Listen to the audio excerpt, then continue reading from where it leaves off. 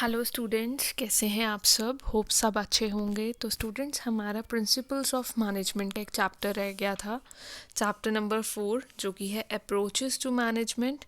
आज हम इस वीडियो लेक्चर के थ्रू अपना चैप्टर नंबर 4 स्टार्ट लेंगे, जो कि है अप्रोचेस टू मैनेजमेंट। ये चैप्टर आपका बहुत ज़्यादा इम्पॉर्टेंट है। इसमें से कुरुक्षेत्र यूनिवर्सिटी के जो हमारे अभी आने वाले एग्ज़ाम्स हैं, इस चैप्टर में से आप एक क्वेश्चन एक्सपेक्ट कर सकते हैं। तो इस चैप्टर को आप अच्छे से करके जाएंगे। तो without wasting your much time, let us start with chapter number 4, that is approaches to management. Students, approaches to management के अंदर बेसिकली है क्या कि जो हमारा मैनेजमेंट है, जो मैनेजमेंट थॉट्स हैं, वो किस तरह से ओरिजिन हुए। तो बेसिकली हमारे यहाँ पर हमें अप्रोचेस प्रोवाइड की गई हैं। हमारे पास 3 अप्रोचेस में इस चीज़ को डिवाइड किया गया है। First one is your classical approach, next one is your new classical approach, और next is your modern approach. कि जो हमारी मैनेजमेंट की आइडियोलॉजीज़ हैं, जो हमारे मैनेजमेंट की आपने अपने +2 के अंदर भी आपने पढ़े हैं, साइंटिफिक प्रिंसिपल्स हो गए या और मैनेजरियल थॉट्स पढ़े, जो हमारा मैनेजमेंट है ये बना ही कैसे है।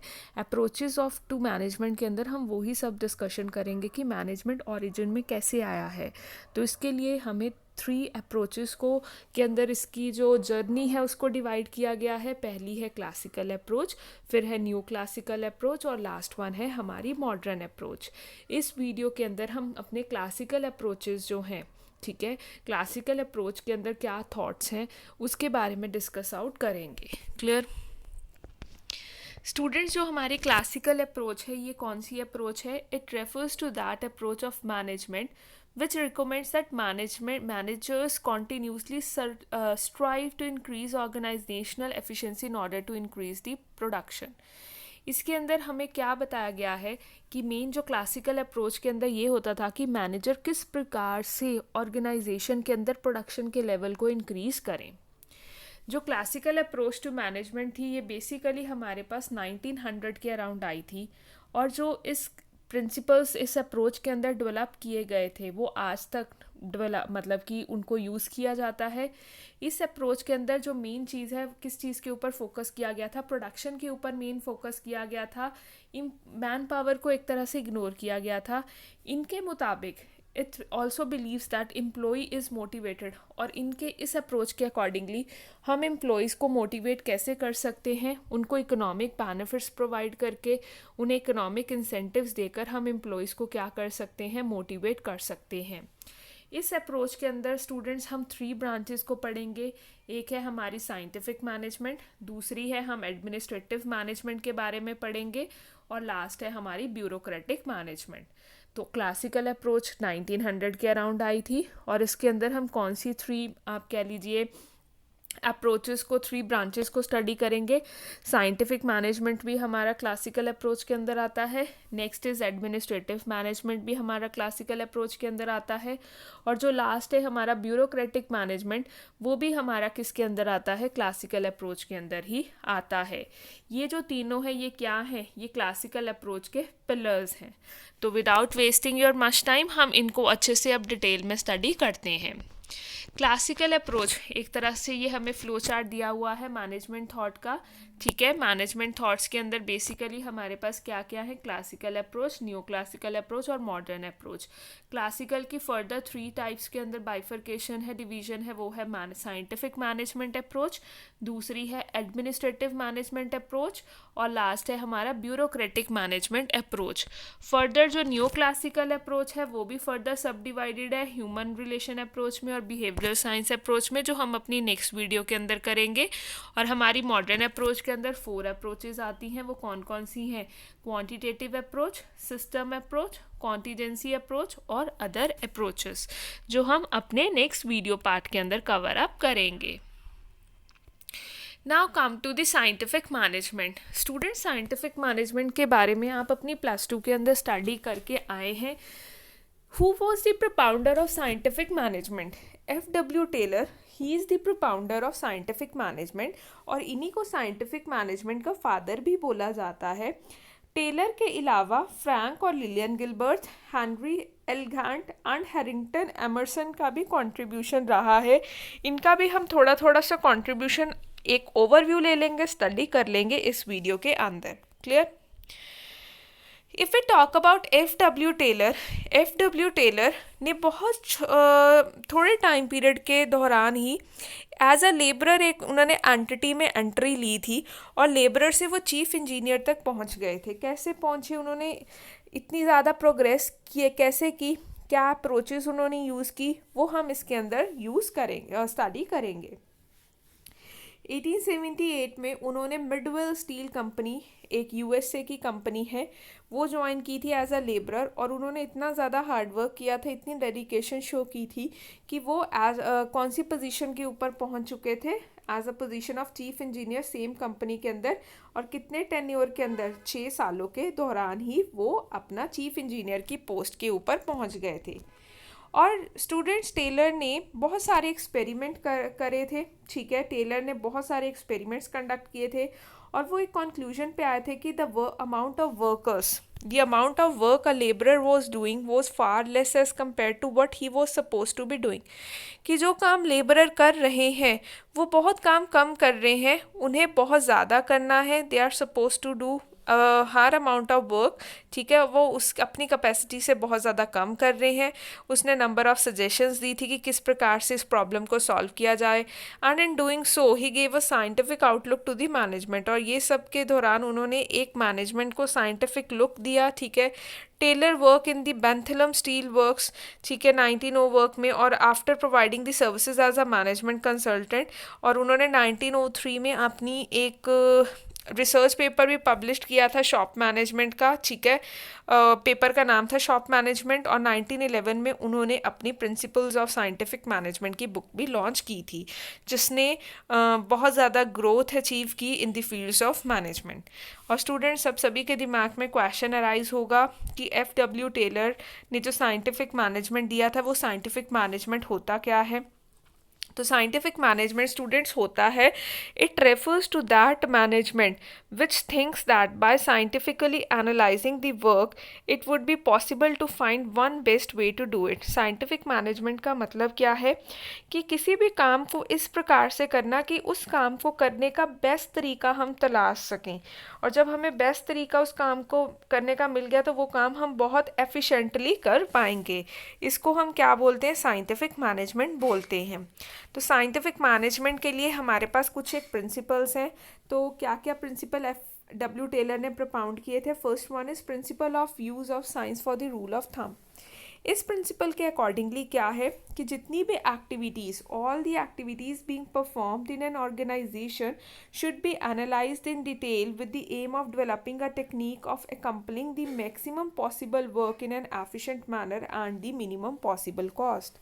स्टूडेंट्स, इसके अकॉर्डिंगली क्या है कि जितनी भी एक्टिविटीज़ हमने ऑर्गेनाइजेशन के अंदर परफॉर्म करनी है, हमें उन एक्टिविटीज़ को अच्छे से एनालाइज करना चाहिए विद डिटेल, ताकि हम एक ऐसी टेक्निक को डेवलप कर सके, एक ऐसे तरीके को तलाश सके कि हम उस काम को बढ़िया ढंग से कर सकें, मैक्सिमम पॉसिबल वर्क कर सकें, और जो हमारी लागत आए, कॉस्ट आए, वो भी बहुत कम आए। Clear? Next is principle of scientific selection and training of workers. इस प्रिंसिपल के अकॉर्डिंगली जो हमें सिलेक्शन करनी है और जो वर्कर्स को ट्रेनिंग देनी है वो भी किस प्रकार से होनी चाहिए, साइंटिफिक मैनर के हिसाब से होनी चाहिए।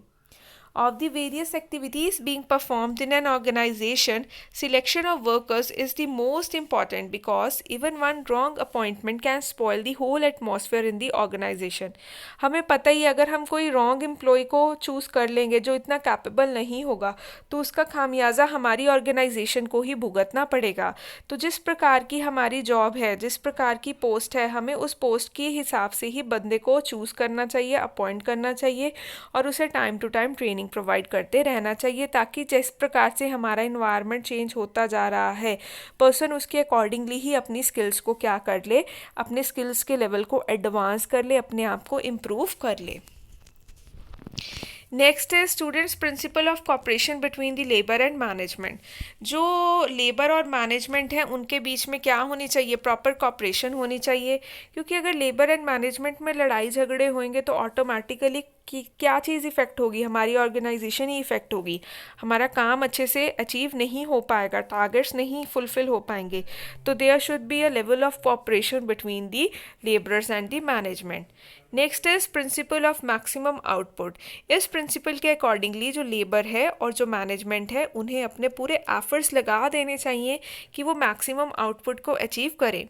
दे should spare no efforts for the maximum, मतलब उन्हें ऐसी कोई कसर नहीं छोड़नी चाहिए कि वो अपने एफर्ट्स को प्रॉपरली यूटिलाइज ना कर पाए। हर मुमकिन से मुमकिन चीज़ उन्हें करनी चाहिए ताकि ऑर्गेनाइजेशन को बेस्ट से बेस्ट रिजल्ट्स मिल पाएँ। और नेक्स्ट जो लास्ट इनका प्रिंसिपल है जो F.W. टेलर ने प्रपाउंड किया था, that was principle of equal division of responsibility. Employees के बीच में इक्वल रिस्पॉन्सिबिलिटी, इक्वल डिवीजन होना चाहिए रिस्पॉन्सिबिलिटी का, ठीक है। और लेबरर्स को अपनी रिस्पॉन्सिबिलिटी पता होनी चाहिए, मैनेजर्स को अपनी रिस्पॉन्सिबिलिटी पता होनी चाहिए, क्योंकि उसके अकॉर्डिंगली ही हम बाद में अकाउंटेबिलिटी को फिक्स कर सकते हैं। तो स्टूडेंट्स ये थे कुछ एक हमारे प्रिंसिपल साइंटिफिक मैनेजमेंट के।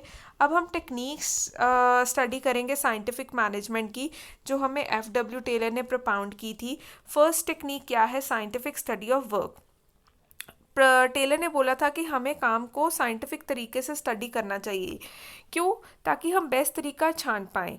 और अगर हमने बेस्ट तरीके को सर्च आउट कर लिया तो उससे क्या होगा, हम उस काम को जल्दी भी कर पाएंगे और हमारी कॉस्ट भी कम आएगी। और उस काम को अच्छे से करने के लिए उसने क्या किया था? स्टडी की थी काम को, काम की स्टडी को, वर्क स्टडी को उसने 4 पार्ट्स में क्या किया था? डिवाइड किया था। वो 4 पार्ट्स क्या क्या है? मैथड स्टडी है, मोशन स्टडी है, टाइम स्टडी है और फटीग स्टडी है। अगर हम बात करें मैथड स्टडी की, तो मैथड स्टडी का मतलब क्या होता है कि मोस्ट सूटेबल वे को, एक मतलब कि बेस्ट वे को सर्च आउट करना किसी भी काम को करने के लिए। और उसके लिए उसने क्या बोला था?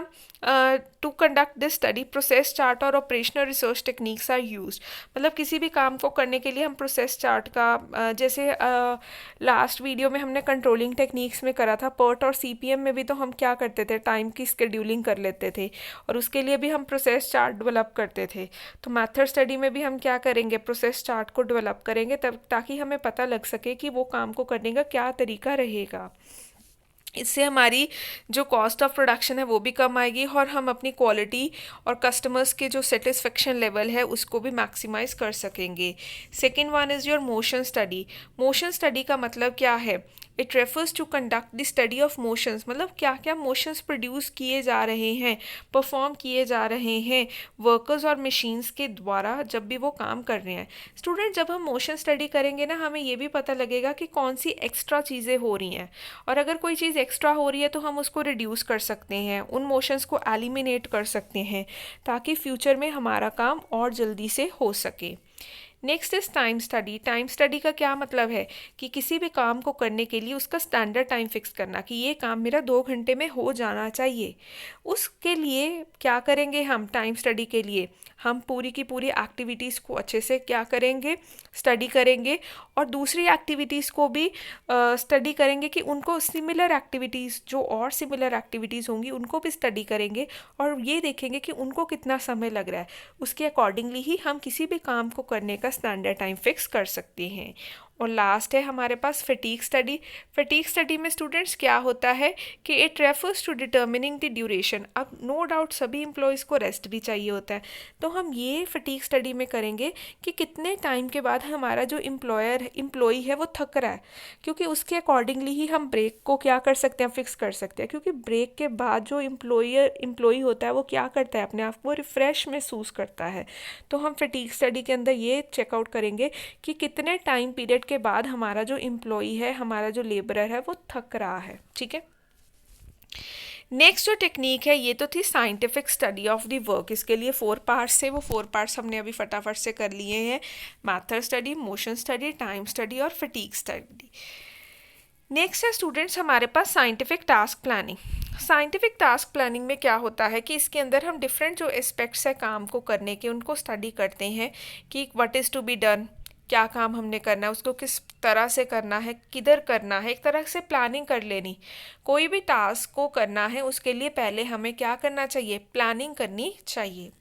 Next is scientific selection and training of workers, मतलब जिस प्रकार का काम है उसके अकॉर्डिंगली ही वर्कर्स को क्या करना चाहिए, सिलेक्ट करना चाहिए और उन्हें ट्रेनिंग प्रोवाइड करनी चाहिए ताकि हम उन्हें कॉम्पिटेंट बना सकें उस पर्टिकुलर टास्क को करने के लिए। Next is standardisation. स्टैंडर्डाइजेशन का मतलब क्या होता है कि जितनी भी डिफरेंट बिजनेस एक्टिविटीज़ हैं उनके लिए स्टैंडर्ड्स को क्या करना, फिक्स कर देना। इस प्रोसेस को हम क्या बोलते हैं, स्टैंडर्डाइजेशन बोलते हैं।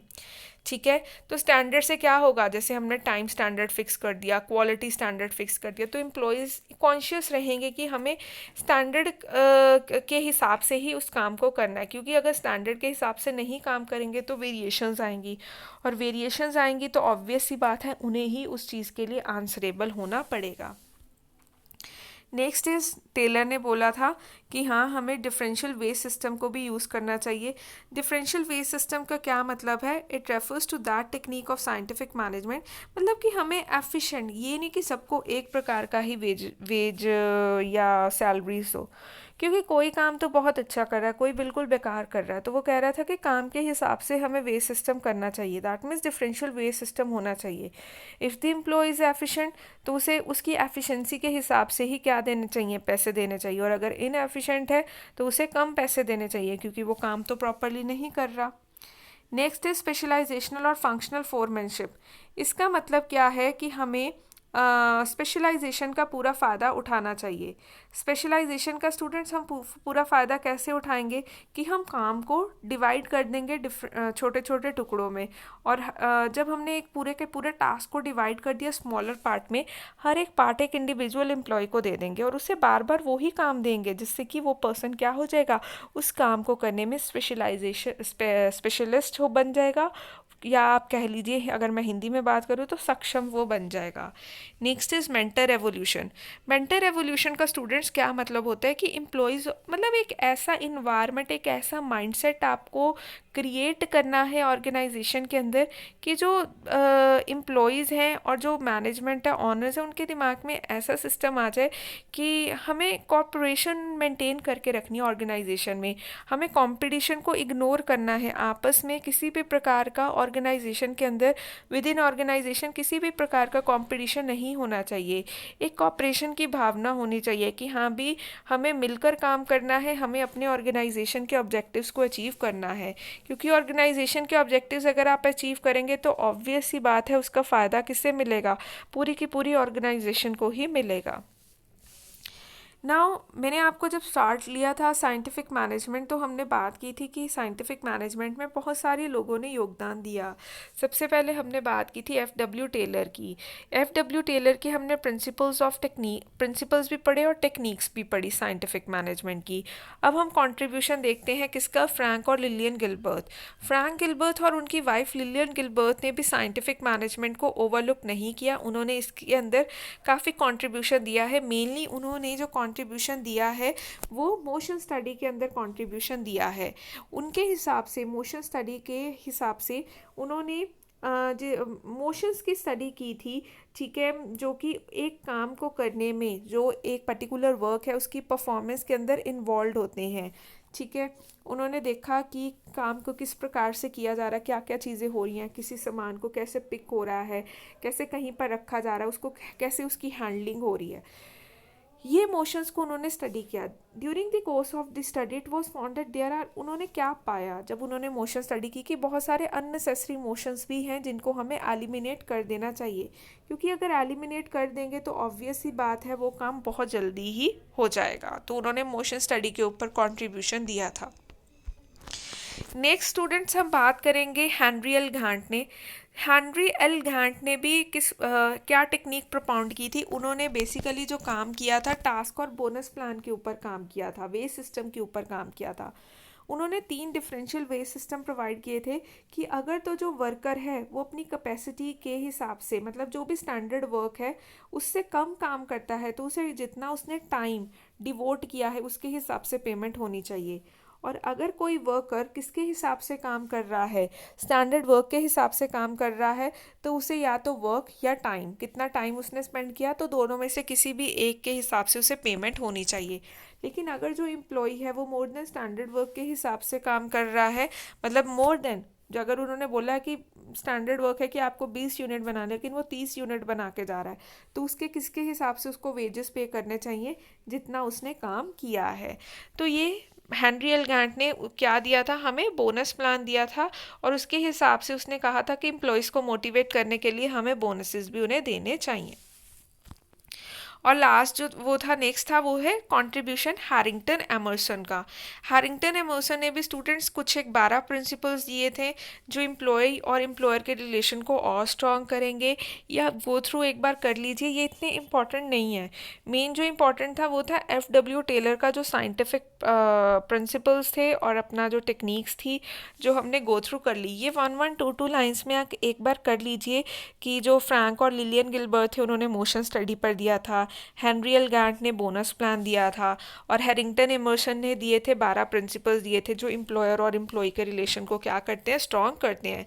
तभी मैं इनको जस्ट एक ओवरव्यू ही आपको दे रही हूँ।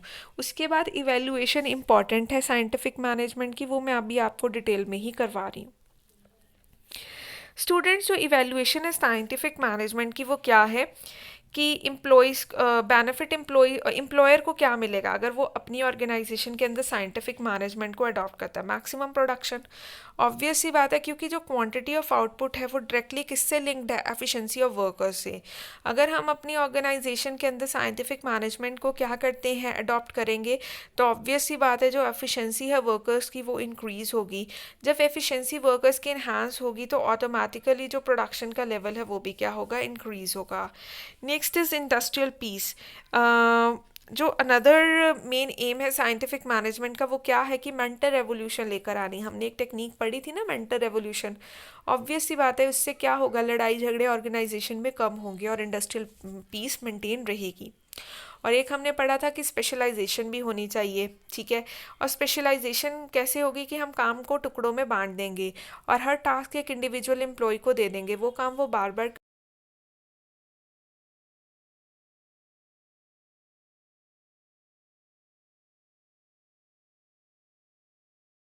करें, बेटर वर्किंग कंडीशंस मिलेंगी, ठीक है, मोर रेमुनरेशन मिलेगा। अगर देखो हम उनको काम के हिसाब से देंगे पैसे, तो ऑब्वियस ही बात है वो मोटिवेट होंगे कि हमें ज़्यादा काम करना है, और ऑटोमेटिकली उन्हें ये लगेगा ज़्यादा काम करेंगे तो उन्हें ज़्यादा पेमेंट भी मिलेगी।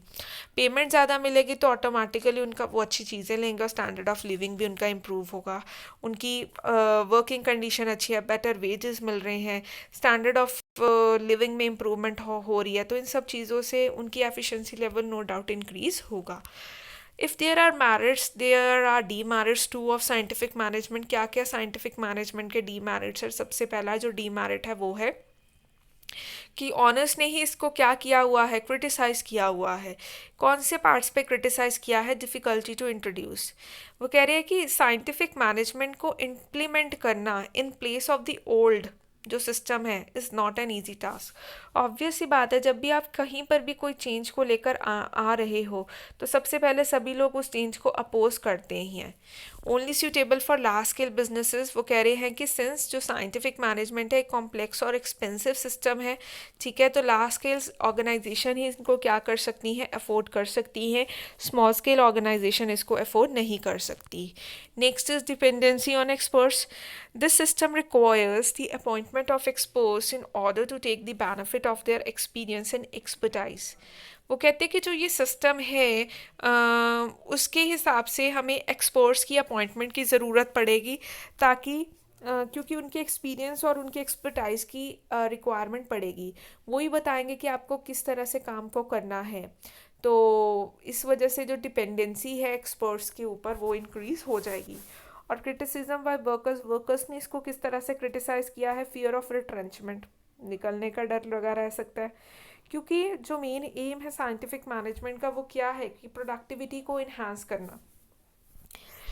The implementation of the scientific management system increases the efficiency which is very beneficial. No doubt organization के लिए तो beneficial है. However, increase in efficiency has adverse effect on the requirement of workers. क्योंकि हमने बताया था, FW टेलर ने भी बोला था कि सिलेक्शन का जो प्रोसीजर था वो ऐसे होना चाहिए जॉब की रिक्वायरमेंट के अकॉर्डिंगली। तो अगर पहले ही सपोज़ हमने जो रिक्रूटमेंट की थी वो ओल्ड सिस्टम के हिसाब से की थी, ठीक है। अब अगर हम कहते हैं कि हाँ भी जो पोस्ट के हिसाब से और जो जॉब की रिक्वायरमेंट के हिसाब से पर्सन की अपॉइंटमेंट होनी चाहिए, और जो पहले पर्सन अपॉइंटेड है वो उसके पोस्ट के अकॉर्डिंगली मैच नहीं हो रही उसकी क्वालिफिकेशन, तो हम उसको क्या करेंगे, निकाल देंगे। तो ये जो फियर ऑफ रिट्रेंचमेंट भी एम्प्लॉयज़ के माइंड में बना रहता है। Next is lack of initiative. In such a system, all the major work is allotted to expert and workers have no choice but to work as per their instructions. In other words workers are only, मतलब कि इसके अंदर क्या है कि हमें जो seniors हैं या एक्सपर्ट्स हैं उन्हीं के ऊपर डिपेंडेंट रहना पड़ता है। वर्कर्स के पास कोई चॉइस नहीं है rather than to accept the orders given by the expert. जो एक्सपर्ट बोलेगा उन्हें वही काम करना पड़ेगा। कई बार उनके पास और भी अच्छे अच्छे आइडियाज़ होते हैं, but due to increase in dependency on experts वो अपने आइडियाज़ को नहीं बता पाते। लेबर यूनियन ने भी सिस्टम को अपोज ही किया है। लेबरर्स की वो कहते हैं कि एक्सप्लॉयटेशन भी होती है इससे, ठीक है। क्योंकि इसके अंदर जो ऑनर है वो increases the wages to much a lower extent as compare to increase in the efficiency. जो ये सिस्टम है, इन this system increases the efficiency of laborers, as a result of which they are able to earn higher wages. However, the owners increase the wages to much a lower extent as compared to जो employees होते हैं, जो employers होते हैं, जो मालिक होते हैं, वो हमने यहाँ पर बात तो की कि employees को वर्क के हिसाब से पेमेंट होनी चाहिए, लेकिन वो कह रहे हैं कि जो लोअर जो इंक्रीमेंट वो लगाते भी है ना बहुत कम होता है, और एम्प्लॉयज़ की जो एफिशिएंसी होती है वो कई लाख गुना ज़्यादा बढ़ चुकी होती है, लेकिन उनको उनकी एफिशिएंसी के अकॉर्डिंगली पेमेंट नहीं मिलती। तो लेबरर्स का क्या है, एक्सप्लॉयटेशन ही है इसके अंदर, इन ह्यूमन बिहेवियर। और इसके अंदर जो ऑनर्स हैं उनका काम क्या है, वो सिर्फ प्रोडक्शन को इंक्रीज़ किस प्रकार से किया जाए उसी की तरफ ध्यान होता है, और वो जो एडवर्स इफ़ेक्ट है, ठीक है, और ओवरबर्डन कर देते हैं अपने एम्प्लॉयज़ को। तो एक तरह से ये इन ह्यूमन बिहेवियर एम्प्लॉयर्स के माइंड में आ जाता है। Next comes the administrative management. Students हम पढ़ रहे हैं क्लासिकल अप्रोचेस। मैं दोबारा से बता दूं, क्लासिकल अप्रोचेस के अंदर आप कह लीजिए स्टडी हमने करनी है। क्लासिकल अप्रोचेस में 3 थॉट्स थे। एक था साइंटिफिक मैनेजमेंट आया था, फिर आया था एडमिनिस्ट्रेटिव मैनेजमेंट, और लास्ट हम करेंगे ब्यूरोक्रेटिक मैनेजमेंट। जो हमारा साइंटिफिक मैनेजमेंट था उसके अंदर कई लोगों ने कंट्रीब्यूशन दिया था। कौन कौन से थे वो, FW टेलर था, हेनरी एल गैंट था जिन्होंने हमें टास्क और बोनस प्लान दिया था, फ्रैंक और लिलियन गिलबर्ट थे जिन्होंने मोशन स्टडी दी थी, और उसके बाद हमने एक और पर्सन का स्टडी किया था। वो थे हमारे, कौन थे, जल्दी से रिकॉल करो, वो थे हैरिंगटन एमरसन का, जिन्होंने हमें 12 प्रिंसिपल्स दिए। फिर उसके बाद हमने साइंटिफिक मैनेजमेंट का क्या किया था, इवेल्युएशन किया था। इवेल्युएशन में हमने बेनिफिट्स पढ़े थे उनके। बेनिफिट्स के बाद हमारा साइंटिफिक मैनेजमेंट पूरी तरह से वाइंड अप हो जाता है। अब हम करेंगे फटाफट से ओवरव्यू लेंगे एडमिनिस्ट्रेटिव मैनेजमेंट का। स्टूडेंट, एडमिनिस्ट्रेटिव मैनेजमेंट के जो प्रोपाउंडर थे वो कौन थे, हेनरी फ्यूल थे। हेनरी फ्यूल ने एडमिनिस्ट्रेटिव मैनेजमेंट दिया था कि किस प्रकार से ऑर्गेनाइजेशन को एडमिनिस्ट्रेट करना चाहिए, उनको मैनेज करना चाहिए। उसके लिए उन्होंने हमें कुछ एक प्रिंसिपल्स दिए थे, क्योंकि ये प्रिंसिपल्स उन्होंने अपनी पर्सनल लाइफ में फॉलो किए थे, और उन्हीं प्रिंसिपल्स को फॉलो करते हुए वो जूनियर इंजीनियर से as a post of chief executive officer पहुंच गए थे एक पर्टिकुलर कंपनी के अंदर। तो जो फ्योल ने अपनी स्टडी की थी वो 2 कंक्लूजन पे आए थे। वो कंक्लूजन ये थे कि जो मैनेजमेंट है वो एक ऐसी एक्टिविटी है वो जो दूसरी डिफरेंट बिजनेस एक्टिविटी है उससे अलग है, और मैनेजमेंट एक ऐसी एक्टिविटी है जो कि यूनिवर्सल है, इसको आप कहीं पर भी अप्लाई कर सकते हो। तो जैसे फर्स्ट फीचर के अकॉर्डिंगली जो फ्यूल हैं उन्होंने बिजनेस एक्टिविटीज़ को 6 पार्ट्स में डिवाइड किया। जैसे बिजनेस एक्टिविटीज़ होती हैं technical activities, commercial activities, financial activities, security activities, accounting activities, और उसी प्रकार से उन्होंने बोला है कि जो मैनेजरियल एक्टिविटी है वो भी क्या है, एक डिफरेंट बिजनेस एक्टिविटीज़ हैं। और सेकेंड एक्टिविटी के अकॉर्डिंगली उन्होंने बोला था कि जो हमारा मैनेजमेंट है उसको हम हर फील्ड के अंदर क्या कर सकते हैं, अप्लाई कर सकते हैं। ठीक है। अब आप खुद देख लीजिए, आप अपने घर पर भी आपकी मदर जो है बहुत अच्छे से घर को मैनेज करती है, तो वो भी क्या है, मैनेजमेंट है। ठीक है। और students according to Fayol functions क्या क्या होते हैं मैनेजमेंट के, planning, organizing, coordinating, commanding and controlling, जो आपको बखूबी से इतने सारे चैप्टर्स करके आपको पता है। और एक उन्होंने ओवरव्यू दिया हुआ है फ्योल के प्रिंसिपल्स का कि डिवीजन ऑफ वर्क होना चाहिए। आई थिंक ये एक बार आप ओवरव्यू ले लीजिएगा इन प्रिंसिपल्स का। ठीक है, ये आप +2 में अपना अच्छे से कवर अप करके आए हुए हैं, और इनका जो इवेल्युएशन है एक बार आप गो थ्रू कर लेना। ठीक है। नेक्स्ट इज हमारा ब्यूरोक्रेटिक मैनेजमेंट। ब्यूरोक्रेटिक मैनेजमेंट के जो प्रोपाउंडर हैं वो है मैक्स वेबर। और स्टूडेंट्स, ब्यूरोक्रेटिक मैनेजमेंट जो है नो डाउट है साइंटिफिक मैनेजमेंट की तरह, लेकिन इसके अंदर एक चीज़ के ऊपर बहुत ज़्यादा फोकस किया गया है, वो है स्ट्रिक्ट अडेरेंस ऑफ रूल्स। कि प्रिंसिपल्स, रूल्स, रेगुलेशंस को बहुत ज़्यादा स्ट्रिक्टली ऑर्गेनाइजेशन के अंदर फॉलो करवाना चाहिए ब्यूरोक्रेटिक मैनेजमेंट के अकॉर्डिंगली, तभी हम अपने बिजनेस की एफिशिएंसी को इंक्रीज़ कर पाएंगे। तो क्या क्या फीचर्स थे ब्यूरोक्रेटिक मैनेजमेंट के? सबसे पहला है कि प्रॉपर डिवीजन ऑफ वर्क होना चाहिए ब्यूरोक्रेटिक मैनेजमेंट के अकॉर्डिंगली। ठीक है, ताकि और इससे क्या होगा, हम प्रिंसिपल ऑफ स्पेशलाइजेशन को अचीव कर पाएंगे। क्लियर हिरार्की होनी चाहिए अथॉरिटी की, कौन सुपीरियर है, कौन उसका सबऑर्डिनेट है। और मेन जो चीज़ है वो ये है कि क्लियर सिस्टम्स होने चाहिए रूल्स एंड रेगुलेशंस के, और इनको क्लियरली फॉलो किया जाना चाहिए, इनको स्ट्रिक्टली इम्प्लीमेंट किया जाना चाहिए। नेक्स्ट इज इम्पर्सनल रिलेशन होना चाहिए लोगों के बीच में। ठीक है, ऑर्गेनाइजेशन के अंदर वर्कर्स भी होते हैं, सुपीरियर्स भी होते हैं, इनके अंदर किसी भी प्रकार का पर्सनल रिलेशन नहीं होना चाहिए, इम्पर्सनल रिलेशन होना चाहिए। और जब प्रमोशन है वो किसके ऊपर बेस्ड होनी चाहिए, कॉम्पिटेंस के ऊपर बेस्ड होनी चाहिए, कि जो पर्सन ज़्यादा कॉम्पिटेंट है उसको प्रमोट करना चाहिए। चलो ये तो बात बिल्कुल सही है, लेकिन स्ट्रिक्टली बोला गया है कि रूल्स को बहुत ज़्यादा स्ट्रिक्ट होना चाहिए, and apart from that impersonal relationship organization के अंदर होने चाहिए, किसी भी प्रकार का कोई भी फ्रेंडली रिलेशन नहीं होना चाहिए। तो ब्यूरोक्रेटिक मैनेजमेंट के क्या क्या मेरिट्स थे? डिवीजन ऑफ वर्क से we all know that specialization होता है, एम्प्लॉयज़ में रेगुलरिटी मेंटेन रहती है, कॉम्पिटेंस प्रमोशन के बेस्ड पे होना चाहिए, और उसके अलावा the organisation is perpetually on the move because attention is paid not to the individual but to the officers. और ऑर्गेनाइजेशन वो कहते हैं कि ग्रो ही करती है इस तरह से, क्योंकि स्ट्रिक्टली सब कुछ फॉलो किया जाता है। लेकिन कुछ एक दी मेरिट्स भी हैं, पेपर फॉर्मेलिटीज़ बहुत ज़्यादा इंक्रीज़ होती है। रेड टैपिज्म को हम लाल पीता शाही, अगर आप हिंदी में इसको सर्च आउट करें तो बोलते हैं। रेड टैपिज्म का मतलब क्या है कि हर चीज़ को बहुत ज़्यादा स्ट्रिक्टली फॉलो करना। चलो कई बार तो ये चीज़ पॉजिटिव रिजल्ट्स भी प्रोवाइड करती है, बट कई बार ये एक तरह से बहुत ज़्यादा बाउंडेशंस भी लगा देती हैं।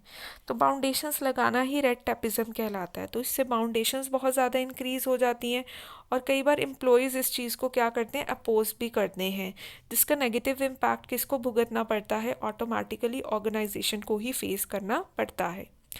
तो स्टूडेंट्स, मैं जल्दी से जल्दी आपको इसकी समरी बता रही हूँ ताकि आप सारा रिकॉल कर पाएँ। इसी के साथ ब्यूरोक्रेटिक के साथ हमारी क्लासिकल अप्रोच ख़त्म होती है। अब हमारी 2 अप्रोचेस रह गई हैं, न्यू क्लासिकल और मॉडर्न, जो कि हम अपने नेक्स्ट वीडियो पार्ट में कवर अप कर लेंगे। तो फटाफट से मैं बता रही हूँ आज हमने क्या क्या किया है। सबसे पहले बात की गई थी कि जो अप्रोचेस टू मैनेजमेंट है 3 पार्ट्स में डिवाइडेड है। पहली कौन सी थी, क्लासिकल अप्रोच, दूसरी कौन सी है, न्यू क्लासिकल अप्रोच, और last one is your modern approach. अगर हम बात करें क्लासिकल अप्रोच की, जो फर्दर इसके अंदर हमने 3 पार्ट्स डिस्कस किए। सबसे पहला किया था साइंटिफिक मैनेजमेंट, फिर किया था एडमिनिस्ट्रेटिव मैनेजमेंट, और लास्ट में हमने कौन सा कवर अप किया है, ब्यूरोक्रेटिक मैनेजमेंट। साइंटिफिक मैनेजमेंट में किन किन लोगों का कंट्रीब्यूशन था? साइंटिफिक मैनेजमेंट में सबसे पहले बात की गई थी F.W. टेलर की। उसके बाद फ्रैंक और लिलियन गिलबर्ट, जो हस्बैंड एंड वाइफ थे। कंट्रीब्यूशन किनका था? सबसे पहले था F.W. टेलर का, उन्होंने हमें प्रिंसिपल्स और टेक्निक्स दी थी साइंटिफिक मैनेजमेंट की। फ्रैंक और लिलियन गिलबर्ट ने हमें मोशन स्टडी दी थी, और हेनरी एल गैंट ने हमें क्या दिया था, टास्क और बोनस प्लान दिया था। और हैरिंगटन एमर्सन ने हमें साइंटिफिक मैनेजमेंट में क्या कंट्रीब्यूट करके दिया था, 12 प्रिंसिपल्स दिए थे। उसके बाद हमने साइंटिफिक मैनेजमेंट का इवेलुएशन किया। जब साइंटिफिक मैनेजमेंट का इवेलुएशन किया उसके बाद हमने सेकंड जो पार्ट था हमारा क्लासिकल का एडमिनिस्ट्रेटिव मैनेजमेंट। इसके फादर कौन थे? हेनरी फ्यूल थे। इनके प्रिंसिपल्स थे। इन्होंने 2 फीचर्स के ऊपर मेन फोकस किया था कि जो मैनेजमेंट है वो क्या है, ऐसी एक्टिविटी है जो डिफरेंट है अदर बिजनेस एक्टिविटी से, और मैनेजमेंट की क्वालिटी है कि वो हर जगह अप्लाई हो सकती है। उसके बाद स्टूडेंट्स हमने ब्यूरोक्रेटिक मैनेजमेंट किया। ब्यूरोक्रेटिक मैनेजमेंट के कौन थे फादर? मैक्स वेबर थे, जो एक जर्मन सोशल साइंटिस्ट थे। ठीक है, ब्यूरोक्रेटिक मैनेजमेंट में क्या किया था, हर चीज़ को स्ट्रिक्टली फॉलो करना चाहिए। उसके अलावा उसके अलावा हमने क्या किया था कि इसके अंदर प्रॉपर रूल्स एंड रेगुलेशंस होते हैं, पर्सनल रिलेशंस होने चाहिए। तो मैक्स वेबर का फिर हमने पढ़ा, उसके फीचर्स किए, मेरिट्स की और डीमेरिट्स की। इसके साथ ही स्टूडेंट्स हमारी क्लासिकल अप्रोचेस कवर होती हैं। किसी भी स्टूडेंट को कोई भी क्लासिकल अप्रोच में डाउट है तो आप प्लीज़ कमेंट सेक्शन में कमेंट करके अपनी क्वेरीज एंड डाउट्स ले सकते हैं। आज के लिए बस इतना ही, मिलते हैं अपनी नेक्स्ट वीडियो के अंदर। Till than happy learning and keep revising.